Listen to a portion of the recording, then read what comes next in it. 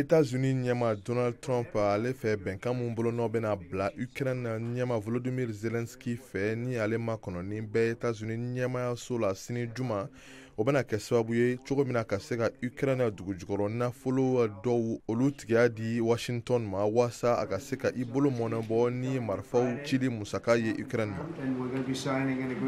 An bɛna bolo n'o bila bɛnkan ɲɛnɛman de la sabula o bɛna tali kɛ dugukolo nafamanbaw kan ni fɛn wɛrɛw kan. États-Unis fanga kɔrɔ de y'an bila ni gɛlɛya bɛɛ lajɛlen kɔnɔna la nka an sera ka bɛnkan sɔrɔ wasa an ka musaka bɔlenw ka segin an ma wa tagalen ɲɛfɛ an bɛna nafoloba de sɔrɔ.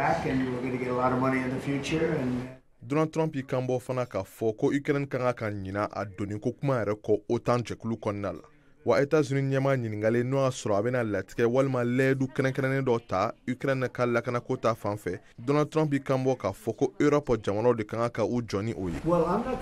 Ne tɛna layidu ta lakanako ta fan fɛ an bɛna fɔ ko Europe de ka I jɔ ni o ye sabula olu de sigiɲɔgɔnw don nka tiɲɛ don k'a fɔ ko an kɔni bɛna lajɛ n'o y'a sɔrɔ kow taabolo ka ɲi. K'a sɔrɔ Ukraine ɲɛmaw fɛ layidu kɛrɛnkɛrɛnnen ka ta olu ka lakana kan o de nafa ka bon olu ma kosɛbɛ. K'a fara sɔrɔko bɛnkan kan ne b'a fɛ layidu kɛrɛnkɛrɛnnen ka ta fana an ka lakanako ta fan fɛ. O de y'a to hali n'a kɛra dakuru ɲɛ kelen ne b'a fɛ o ka sɛbɛn cogo min na an ka lakanako o layidu ka se ka ta.